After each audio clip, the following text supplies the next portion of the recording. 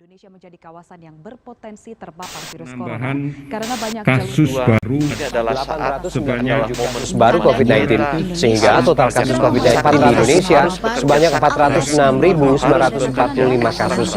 Pasien sembuh bertambah 4.517 orang, sehingga total kasus sebanyak sembuh 1 sebanyak juta dosis. Vaksin ini akan segera didistribusikan ke masyarakat untuk percepatan. Sudah lebih dari 2 tahun lamanya pandemi COVID-19 melanda dunia, tak terkecuali Indonesia. Terhitung sejak masa awal pandemi hingga sekarang, new normal, upaya pencegahan dan penanggulangan COVID-19 baik dari skala kecil maupun skala besar terus dilakukan. Protokol kesehatan, PSBB, PPKM, hingga vaksinasi. Walaupun akhirnya membuahkan hasil, terjadi penurunan kasus positif COVID-19, upaya pencegahan yang dilakukan oleh masing-masing individu warga menjadi kunci kestabilan situasi.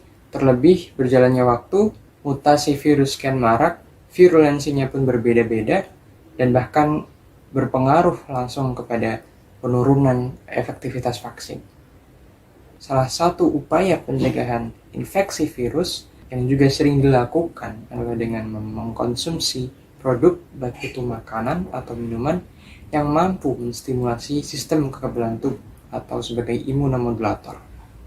Beruntung kita lahir di Indonesia. Dengan kekayaan alam, keragaman budaya dan kearifan lokalnya, masyarakat Indonesia mampu memanfaatkan hasil alam terutama bahan-bahan herbal untuk keperluan itu, yang biasanya digunakan sebagai bahan ramuan jamu. Selama pandemi, banyak masyarakat Indonesia yang mengkonsumsi ramuan jamu dari bahan herbal atau tanaman herbal tertentu. Terbukti dengan adanya peningkatan penjualan dan pembelian tanaman herbal di situs atau marketplace online. Beberapa tanaman herbal yang sering dikonsumsi antara lain kunyit, jahe, jinten, serai, bawang putih, kayu secang, dan banyak lagi. Selain bahan mentah, produk olahan fitofarmaka industri juga mengalami peningkatan permintaan selama masa pandemi.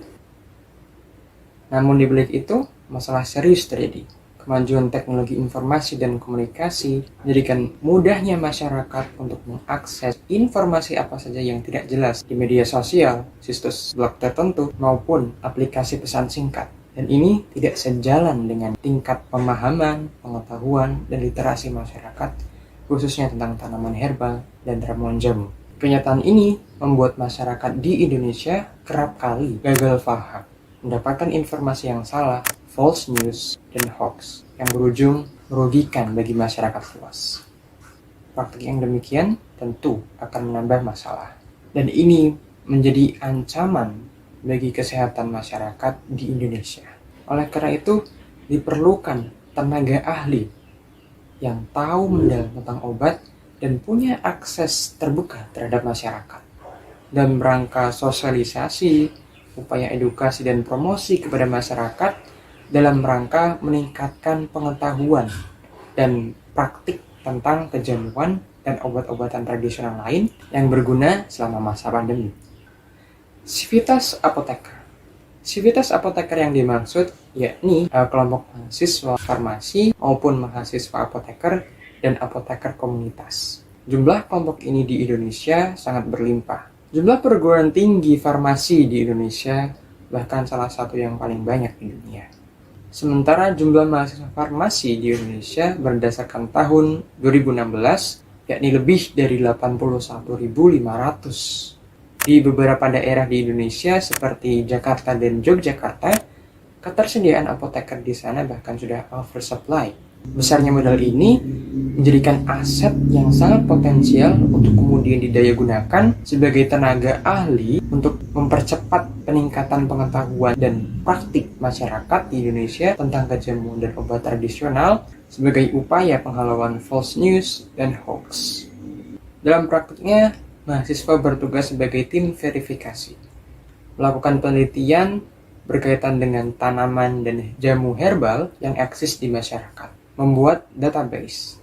Seperti halnya tim pencari fakta, mahasiswa dapat melakukan penelusuran dan investigasi kearifan lokal yang beredar di masyarakat yang berkaitan dengan tanaman dan jamu herbal, kemudian mengadakan penelitian dan terakhir melakukan publikasi. Dalam rangka meningkatkan minat dan aktivitas penelitian di kalangan mahasiswa farmasi dan mahasiswa apoteker ini, kampus bisa membuat muatan kurikulum yang khusus berkaitan dengan eksplorasi jamu dan tanaman herbal di masyarakat. Unsur lainnya yakni apoteker komunitas. Apoteker komunitas bertugas sebagai tim sosialisasi, edukasi dan promosi kepada masyarakat, sekaligus penyedia racikan jamu. Database yang sudah dibuat dan disusun tadi diterjemahkan oleh apoteker komunitas menjadi informasi yang mudah dipahami oleh kalangan masyarakat luas. Usaha pendampingan satu apotek satu desa atau kelurahan dapat diupayakan dalam rangka percepatan penyebaran informasi. Selain sebagai distributor obat-obatan, peran apoteker juga bisa ditingkatkan dengan memproduksi racikan jamu yang dosis dalam campurannya sudah teruji dan standarisasi. Kerja sinergis dua unsur ini harus diupayakan.